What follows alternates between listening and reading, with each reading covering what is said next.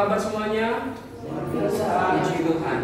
Saya percaya kita di tempat ini tidak hanya sekedar mau beribadah atau melihat sebagaimana rutinitas kita setiap hari ini kita beribadah, tapi kita mau benar-benar merenungkan firman Tuhan dan apa yang dari Tuhan. Amin. Puji nama Tuhan. Hari ini saya akan berbicara mengenai satu tema yang sama tentang doa. 1 bulan ini kita akan membahas khusus tentang doa. Namun saya hari ini akan membahas dengan perspektif yang berbeda, dengan sudut pandang yang berbeda. Bapak Ibu Saudara terkasih dalam nama Tuhan Yesus. Kalau minggu yang lalu kita sudah berbicara mengenai doa yang profetik yang disampaikan oleh Ibu Gembala kita. Hari ini saya akan membahas satu tema yang tidak kalah pentingnya, dan saya percaya bahwa tema ini menjadi dasar bagi doa kita. Kalau kita tidak memahami hal ini, maka sia-sialah doa kita selama ini. Ini adalah sebuah dasar. Apa itu? Tema hari ini saya mengangkat mengenai doa yang benar. Sama-sama dengan saya katakan doa yang benar. Bapak Ibu Saudara terkasih dalam nama Tuhan Yesus, rutinitas atau apapun yang kita lakukan setiap hari belum tentu kita lakukan dengan cara yang benar. Saya ulangi sekali lagi, kegiatan atau rutinitas apapun yang kita lakukan secara rutin ya, kita lakukan setiap hari belum tentu kita lakukan dengan cara yang benar. Begitu juga dengan doa. Orang yang rajin berdoa belum tentu selama ini menaikkan doanya, melakukan doanya, berkomunikasi dengan Tuhan dengan cara yang benar. Kalau hari ini saya berbicara doa yang benar, berarti ada doa yang salah. Kesalahan yang sering kita lakukan berhubungan dengan doa adalah motivasi dan konsep. Saya ulangi sekali lagi. Yang sering dilakukan orang Kristen, kesalahan yang sering dilakukan orang Kristen berkaitan dengan doa adalah berkaitan dengan motivasi dan konsep.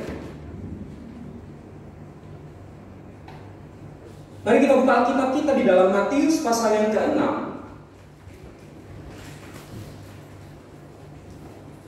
Buka Alkitab kita dalam Matius pasal yang ke-6. Kalau multimedia boleh tampilkan. Matius pasal yang ke-6 di ayat yang ke-5 sampai dengan ayat yang ke-13. Kita akan bacakannya secara bersama-sama. Matius pasal yang ke-6 ayat yang ke-5 sampai dengan ayat yang ke-13. Yang sudah mendapatkannya katakan amin. Judul perigopnya apa? Hal berdoa. Kita akan bacakan secara bersama-sama. Multimedia boleh tampilin. Kita baca dari ayat yang ke-5 dan sampai dengan ayat yang ke-13. Demikian firman Tuhan. 1, 2, 3. Dan apabila kamu berdoa, janganlah berdoa seperti orang munafik. Mereka suka mengucapkan doanya dengan berdiri dalam rumah-rumah ibadat dan pada tikungan-tikungan jalan raya, supaya mereka dilihat orang. Aku berkata kepadamu, sesungguhnya mereka sudah mendapat upahnya. Tetapi jika engkau berdoa, masuklah ke dalam rumahmu, tutuplah pintu dan berdoalah kepada Bapamu yang ada di tempat tersembunyi. Maka Bapamu yang melihat yang tersembunyi akan membalasnya kepadamu. Lagi pula dalam doamu itu, janganlah kamu bertele-tele seperti kebiasaan orang yang tidak mengenal Allah. Mereka menyangka bahwa karena banyaknya kata-kata doanya akan dikabulkan. Jadi janganlah kamu seperti mereka, karena Bapamu mengetahui apa yang kamu perlukan sebelum kamu minta kepadanya. Karena itu berdoalah demikian: Bapa kami yang di surga, dikuduskanlah namamu, datanglah kerajaanmu, jadilah kehendakmu di bumi seperti di surga. Berikanlah kami pada hari ini makanan kami yang secukupnya, dan ampunilah kami akan kesalahan kami, seperti kami juga mengampuni orang yang bersalah kepada kami. Dan janganlah bawa kami ke dalam pencobaan, tetapi lepaskanlah kami daripada yang jahat. Karena Engkau yang mempunyai kerajaan dan kuasa dan kemuliaan sampai selama-lamanya. Amin. Bapak Ibu Saudara, pernahkah kita memiliki seorang teman yang hanya menghubungi kita ketika ada maunya? Contohnya seperti ini, ketika ia terlilit hutang, ia menghubungi kita. Namun yang lucunya, pola hubungannya itu, pola komunikasinya dengan kita, ketika ia sudah kita tolong, lalu ia menghilang. Kemudian beberapa bulan kemudian atau beberapa tahun kemudian dia datang kembali dan meminta tolong kepada kita juga. Kira-kira Bapak Ibu Saudara, saya rasa sih juga pernah mengalami hal yang sama. Punya teman yang seperti itu. Perasaan kita seperti apa? Dia mau jawab? Kesal, marah. Atau ada yang suka punya teman seperti itu? Nggak ada ya? Saya percaya nggak ada yang suka punya teman seperti itu. Yang hanya menghubungi kita ketika ada maunya. Apakah itu yang dinamakan komunikasi? Enggak kan? Apakah itu yang dinamakan dengan membangun relasi? Enggak juga kan? Membangun hubungan. Kira-kira seperti itu apa? Pantasnya disebut dengan manipulasi. Yang hanya ingin memanfaatkan kita ketika dia membutuhkan sesuatu kepada kita. Bapak Ibu Saudara, sadarkah kita? Ini jangan-jangan di antara kita pun memiliki pola hubungan yang sama dengan yang di atas. Saya ulangi sekali lagi, sadarkah kita? Atau jangan-jangan saya rasa setiap kita, saudara dan saya, punya pola hubungan yang sama dengan yang di atas. Saya melihat bukankah orang Kristen ketika ada masalah baru datang kepada Tuhan. Ketika terlilit hutang baru datang kepada Tuhan. Ketika dalam keadaan sakit baru datang kepada Tuhan. Ketika dalam keadaan krisis ekonomi baru datang kepada Tuhan. Bahkan saat-saat ini dalam corona, dulu waktu awal-awal corona ini banyak banget orang yang datang kepada Tuhan. Pakai Mazmur 91, bahkan ada dijadikan mantra, dicetak besar-besar, dinyatakan supaya nggak kena dengan corona, dibacakan. Sadarkah kita bahwa seringkali kita memiliki pola hubungan yang sama kepada yang di atas Tuhan? Apakah itu yang disebut dengan komunikasi? Apakah itu yang disebut dengan membangun relasi? Ataukah itu yang disebut dengan manipulasi? Berapa banyak di antara orang Kristen yang dalam keadaan diberkati oleh Tuhan, sukses, usahanya maju mencari Tuhan? Di mana posisi kita pada saat ini? Apakah ketika kita ada masalah baru kita cari Tuhan? Atau ketika kita mau ada masalah, nggak ada masalah, kita tetap cari Tuhan?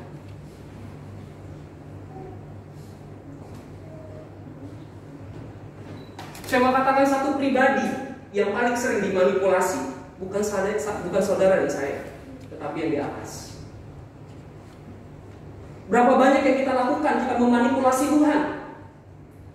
Kita datang ke Tuhan, kita datang ke gereja bahkan bukan untuk mencari Tuhan, tetapi untuk mencari mukjizat, mencari berkat.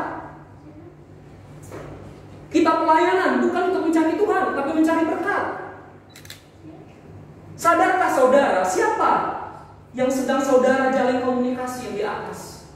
Sadarkah saudara bahwa Dia adalah Tuhan, pencipta, maha kuasa, menciptakan seluruh semesta ini, bahkan hidup saya dan saudara?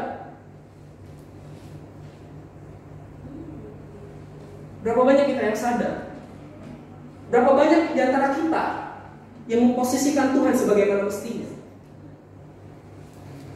Atau kita memposisikan Tuhan sebagai kacung kita? Ketika doa kita tidak dijawab Tuhan, ketika segala kenyataan terjadi dalam kehidupan kita tidak sesuai dengan ekspektasi kita mulai menyalahkan Tuhan. Kita mulai meninggalkan Tuhan. Atau ketika kita ditolong oleh Tuhan, Tuhan memberikan mukjizatnya kepada kita mulai melupakan Tuhan. Saya mau katakan, kekristenan tidak seperti itu Bapak Saudara. Bapak Saudara, kita harus benar-benar membangun sebuah relasi dengan motivasi yang benar. Sadarkah kita, hidup dan mati kita pun ada di tangannya. Kalau hari ini Dia mau menjemput kita, kalau hari ini mau ngambil hidup kita tidak bisa ngapa-ngapain. Apakah kita masih mau memanipulasi Tuhan? Atau kita mau benar-benar berkomunikasi dan berrelasi dengan Tuhan?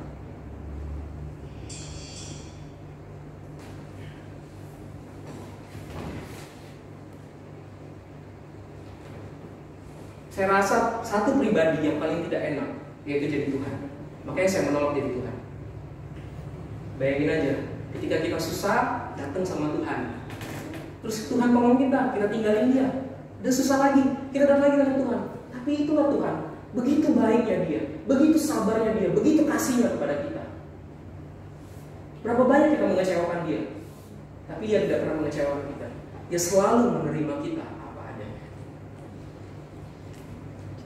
Dan firman Tuhan mengatakan, bukan dengan demikian bahwa kita akhirnya membuat dosa dan segala macamnya supaya kasih itu semakin bertambah. Enggak. Justru seharusnya ketika kita menyadari firman ini, kita semakin benar-benar taat, tidak memanipulasi Tuhan. Amin. Yang setuju katakan amin. Amin. Dalam Matius pasal yang ke-6, kita balik lagi ke Alkitab. Di ayat yang ke-5, saya akan bacakan sekali lagi, perhatikan baik-baik. Dan apabila kamu berdoa, janganlah berdoa seperti orang munafik. Mereka suka mengucapkan doanya dengan berdiri dalam rumah-rumah ibadat dan pada tikungan-tikungan jalan raya, supaya mereka dilihat orang. Aku berkata kepadamu, sesungguhnya mereka sudah mendapat upahnya. Pada suatu hari, di mana murid-murid Yesus bertanya kepada Yesus tentang hal berdoa. Yesus mengajarkan kepada murid-muridnya pada saat itu. Dia mengatakan, dan apabila kamu berdoa, janganlah berdoa seperti orang munafik. Ini adalah sebuah bentuk kata imperatif, kata di mana kata perintah yang disebutkan oleh Yesus kepada murid-muridnya. Janganlah kamu berdoa seperti orang munafik. Orang munafik itu orang seperti apa? Orang munafik dijelaskan di bawahnya, dikatakan mereka suka mengucapkan doanya dengan berdiri dalam rumah-rumah ibadah dan pada tikungan-tikungan jalan raya, supaya mereka, tujuannya apa? Supaya mereka dilihat orang.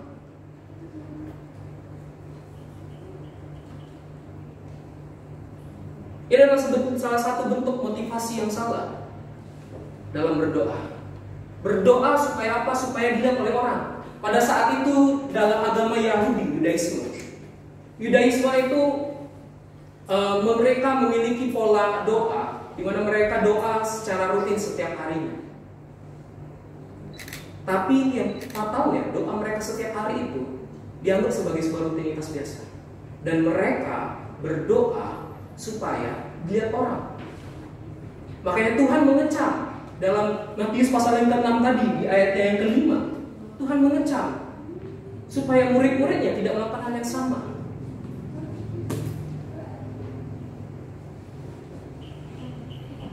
Bagaimana dengan kehidupan kita masing-masing? Apakah kita berdoa juga supaya dilihat orang? Apakah kita berdoa pada saat kita membutuhkan Tuhan? Atau kita berdoa dalam situasi dan kondisi apapun?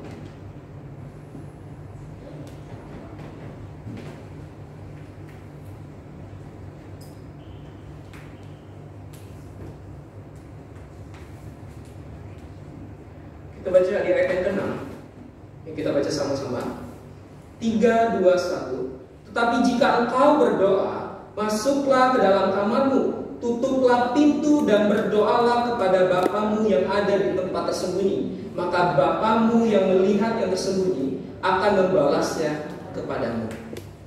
Di sini Yesus mengajarkan kepada murid-muridnya, janganlah berdoa seperti orang munafik supaya dilihat orang. Tetapi apa yang harus kita lakukan? Yesus mengajarkan pada muridnya dan saya dan saudara pada saat ini, yaitu masuk ke dalam kamarmu, tutup pintu, berdoalah di tempat yang tersembunyi. Jangan hanya kata ini diartikan secara harafiah, tapi ini adalah sebuah penggambaran. Bukan berarti bahwa saya melarang saudara untuk berdoa di depan umum seperti doa syafaat, atau ketika KKR berdoa di tengah-tengah lapangan dan sebagainya. Bukan itu yang dipermasalahkan, tetapi motivasinya yang dipermasalahkan. Kenapa? Yesus memberikan penggambaran kepada murid-muridnya. Masuk ke dalam kamarmu, tutup pintu, berdoalah di tempat yang tersembunyi. Yang di sini maksudnya, esensi dari makna pernyataan Yesus ini adalah kita sebagai anak-anak Tuhan, yang kita cari ketika kita berdoa seharusnya Allah itu sendiri. Perhatikan baik-baik, yang kita cari adalah Allah itu sendiri. Bukan mencari upah dari orang lain, tepuk tangan dari orang lain, atau bukan mencari masalah-masalah kita. Tapi ketika kita berdoa dengan motivasi yang benar, harusnya kita mencari Tuhan.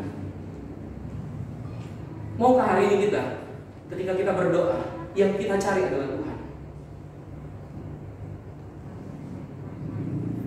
Bukan cari masalahmu, tapi carilah Tuhan. Bukan cari dari perkenanan orang lain, pujian-pujian dari orang lain, tapi carilah Tuhan. Jadi motivasi yang benar adalah ketika kita hanya mencari Dia di dalam doa kita. Dengan doa yang tulus, lawan kata munafik, jujur dan tulus, maka segala berkat dan kebaikannya akan menjadi bagian kita. Makanya firman Tuhan katakan, carilah dahulu kerajaan Allah dan kebenarannya, maka semuanya akan ditambahkan kepadamu. Saat kita berdoa, yang perlu kita cari Tuhan.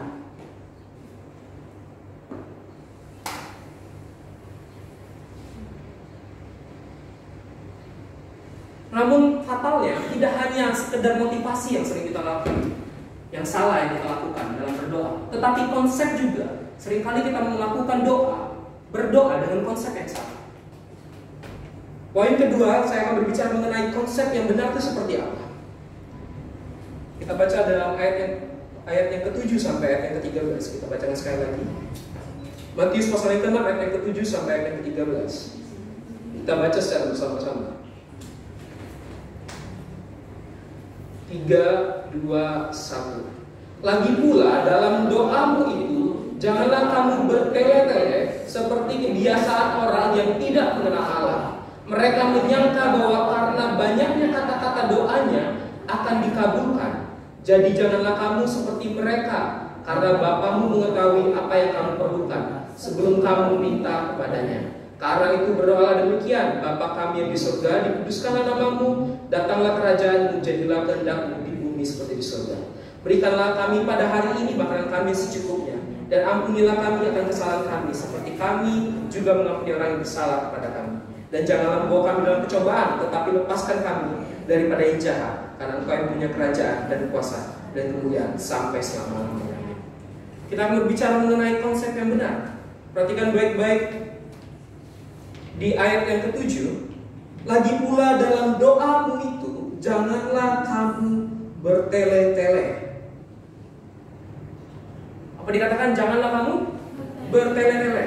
Kata bertele-tele ini bukan berarti tentang pengulangan kata. Contohnya misalnya kita berdoa, Tuhan berkatilah aku pada hari ini, berkatilah aku pada hari ini, berkatilah aku pada hari ini. Bukan begitu. Yang dipermasalahkan Tuhan di sini bukan tentang pengulangan kata. Karena Yesus pun pernah berdoa dengan mengulangkan kata-katanya. Yang kedua, di sini juga bukan berarti mengenai durasi yang lama dalam berdoa. Ada orang berdoa seperti ibu gembala kita, kalau di rumah setiap pagi bisa doa sampai 3 jam, 4 jam, 2 jam, 3 jam, minimal 2 jam lah berdoa setiap paginya. Bukan tentang berapa lama durasi kita dalam berdoa. Karena Yesus juga pernah berdoa semalam-malaman dalam Lukas pasal yang ke-6 di ayat yang ke-12. Yesus pernah doa semalam-malaman. Tetapi yang dimaksud dengan bertele-tele di sini, janganlah kamu bertele-tele, artinya berkaitan dengan kata-kata yang banyak. Karena di sini orang Yahudi punya konsep ketika mereka berdoa dengan kata-kata yang banyak, maka doa mereka akan cepat dikabulkan. Maka doa mereka semakin berkuasa. Makanya saya pernah dengar kesaksian ada seorang ibu yang pernah berdoa, Bapa, Engkau pencipta langit dan bumi, Engkau pencipta segala sesuatunya. Hidup kami, kematian kami, Padahal itu hanya doa untuk rapat, tapi dia berdoa sampai segitunya. Itu yang dinamakan bertele-tele. Kalau dengan bahasa kekinian alay, bisa dibilang. Agak sedikit alay.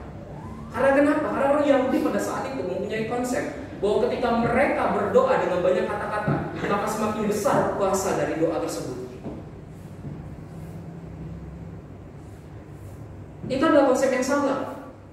Padahal Tuhan dengan jelas mengatakan di ayat yang ke-8, perhatikan baik-baik, saya akan membacakannya. Jadi janganlah kamu seperti mereka, karena Bapamu mengetahui apa yang kamu perlukan sebelum kamu minta kepadanya.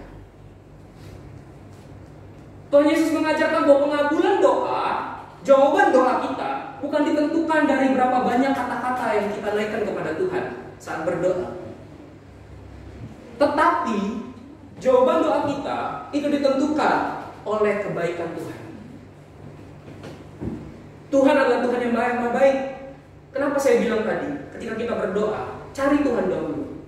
Dia apa dikatakan kok bahwa dia tahu apa yang menjadi kebutuhan kita. Tanpa engkau mengatakannya kepada Tuhan, Tuhan sudah tahu apa yang menjadi kebutuhan kita. Seringkali yang celakanya, kita itu sering salah, miskonsepsi kita. Kita pikir apa yang menjadi kebutuhan kita, padahal itu hanya keinginan daging kita. Hati-hati dengan keinginan dan kebutuhan. Keinginan berbeda dengan kebutuhan. Mau buktinya? Kenapa Tuhan sampai saat ini buktinya memelihara saudara dan saya? Itu karena apa? Karena Tuhan mencukupi kebutuhan kita. Dia Allah yang maha baik.